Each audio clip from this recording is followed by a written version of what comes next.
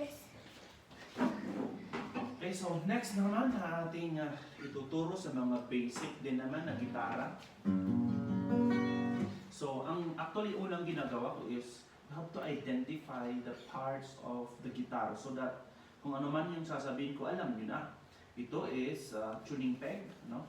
And then of course, the string, this one is fret. 1, 2, 3, 4, 5. So, dyan, kailangan din natin malaman kung ano yung ba yung fret, number 1 o number 2. Kasi, ituturo ko din kung paano gumamit ng kapo. Para yung iba kasi pag F, yung key, yung key of F, parang nahihirapan sila. Kaya pwede natin i-transpose yan. Pwede sa G, G. So next, ituturo ko paano gumamit ng, kaya pag magtuturo na ako paano gumamit ng kapo is dapat alam mo kung ano yung mga tawag dito. So next na, saka ko na ituturo kung paano gumamit ng kapo. So yun lang, sinasabi ko lang para alam nyo kung ano yung mga parts. And of course, ito, mag-start ka ng number 1 dito sa pinakababa, hindi po dito sa first. Dito sa taas. Ito, first or number 1 string, second, third, fourth, 5, 5th, and 6th. Of course, merong mga karampatang ito. Ito ano ba yun? Ito yung paano natin i-adjust. Ito is key of E. Yan. Yan, E. And then, of course, ito is A. Ito is D. This one is G. G. And then B. B. And then E. E. Pinakamataas. Mataas na E. Mababa na E. And then mataas na E. So, ganon din ang ginagawa ko din sa paghawak ng gitara. Ito po, dati ganyan yan ako noon una. So, pinractice ko na ito na yung G ko para dahil pag gumalaw na sa C, mas madali na lang. Ibaba ko na to at ilagay ko na agad dito sa second string yung aking hintuturo. Second string, first fret. Di ba? Nagsina ako. Tapos, pag G7 kasi, mas madali na lang. Tanggalin ko na lang yung yung daliri ko, yung pinakamaliit na daliri. Tatanggalin ko at saka ilipat ko yung isa dito. G7 na yan.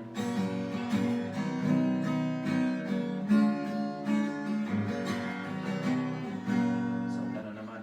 So, paano natin gamitin yung gitara? So, una is, of course, kung mas una kasing nilaro ko first na family course na aking natutunan is key of A. Yan.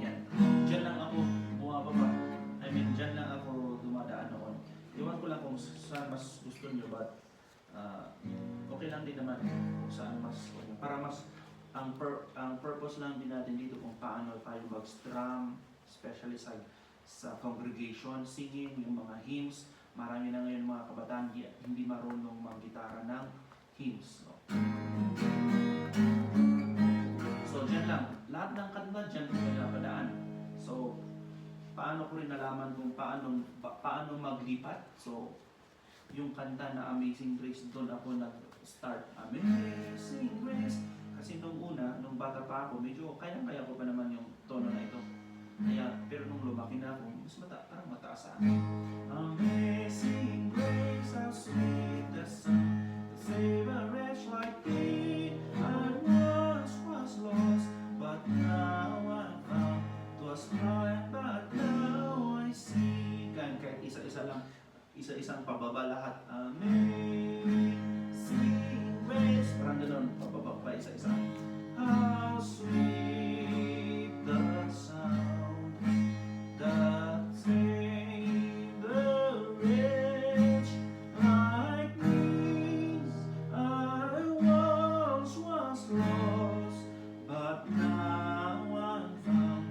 'Twas blind, but now I see. So yun, nag-start ako doon, and every night na meron kaming prayer meeting and gospel hour, doon po ako nagpa-practice. So kinukuha ko na yung gitara kasi hindi na dumarating yung mga gitarist noon. So bihira lang yung nagigitara sa church noon, sa Minak noon. So nagkaroon ako ng desire na hawakan yung gitara. Actually, noong una is, pupwesto ako dun sa malapit sa gitara, sa Sunday, every Sunday.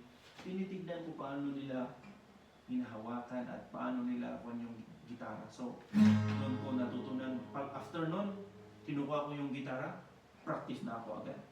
So talagang siguro mga 8 years old or I mean mga 12, siguro mga ganun, 3, 6, 7, 8, start na doon. Nag-start na akong mag-aral ng gitara. And of course, malaking bagay din na meron kaming tatay na nagtuturo din. Actually, meron akong natutunan doon. And then, pag inipon kami ng aming tatay, ito yung gitara na, I mean, tinutugtog niya sa amin.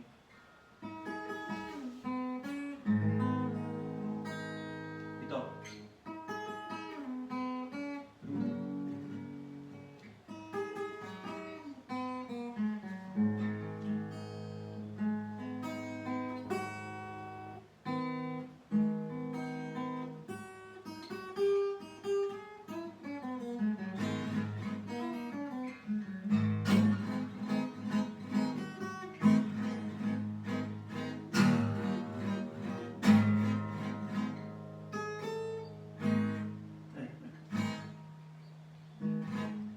Ay, mo pala.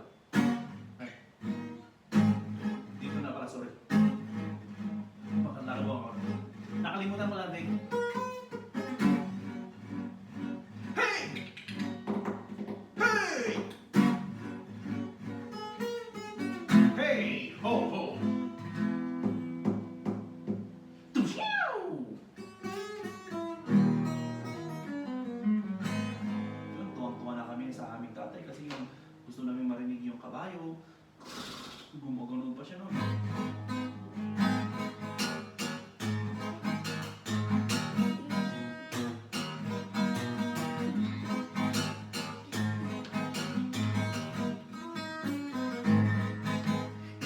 Is gitara, amigos canción.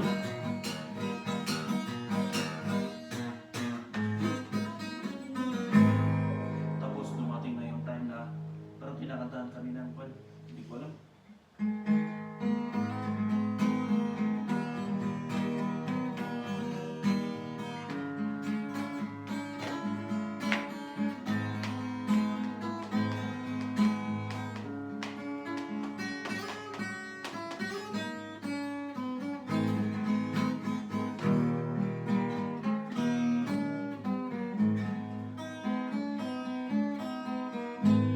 Yan yung mga kwan, parang ang lungkot na tunog-tunog. Pero doon, parang tumatak sa aking isipan until na hindi ko na makalimutan. So pinapractice ko lang kasi dati piniplay ko din yun. Pero ngayon, kunti na lang. So pinapakita ko rin sa aking anak para at least marinig niya itong kwan na to. Maipapasa rin sa kanya. So, sa mga gusto kong matutunan, mag-gitara, and then of course, mag-ukulele, pwede po tayong mag-contact sa atin and maturuan ko kayo.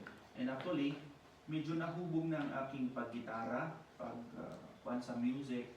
Doon na nung nandun na ako sa Bible School, tinuruan ko kung paano magbasa ng nota. Sumali din ako sa choir, chamber ang tawag doon, chambers. And then hanggang sa marunong na akong bumasa ng mga piyesa. So sumasabak na kami sa mga pagbigay pa lang ng piyesa, at least alam na namin magbasa. Practice na lang kami ng kanta, hindi na yung, ito yung tunog. So diretso na yun. So praise God, at nagkaroon po tayo ng desire na magkaroon, matuto pa. So yun, natutunan ko rin paano mag-beat, paano makipag-communicate sa congregation kapag nag-lead. And then, yan, nagkaroon din kami ng privilege. At dahil nga meron kami, napili kami sa chamber. After pada ng chamber, meron pang mapipili na i-represent na yung school. So, isa rin ako doon na napili, no, na nag-represent ng school sa iba't ibang lugar sa Pilipinas, even sa abroad, sa Cambodia, Vietnam, and Thailand. So pumunta po kami doon. It's a privilege. No? Nung nag-graduate na kami, saka na ulit nagpadal sila ng papunta ng Amerika. So hindi namin naabutan yun. May mga kasama din natin na from dito sa Benguet din na napunta sa Amerika, but nakagraduate na kami and then, so yun na, we will use this opportunity to share yung talent na binigyan ng Panginoon sa atin, yung skill, so para mayroon din tayong mga homegrown sa ating school or sa church natin na matutunan paano mag-play ng gitara even sa congregation. Actually, para sa akin is mas magandang ito ang practicein natin dahil pagpunta dito sa atin, no, sa mga bulubundukin, maganda rin naman yung piano, may basic din naman tayong alam doon, pero dito sa atin maraming mga wala namang piano, kaya mas maganda bitbit natin to. And medyo mas malaki, meron ulit yung ukulele, maganda rin naman yan, so mag-partner yun. So yan, mamili po kayo kung ano yung gusto niyo matutunan, gitara o ukulele, and song leading, sight reading, and music theory, pwede rin po tayong magturo paano mo malaman yung key ng isang kanta doon sa may nota, and then paano makita or paano mo ma-distinguish, malaman kung ano yung next na pindutin mo doon, ano yung next na key, I mean yung next na one, no? So yan,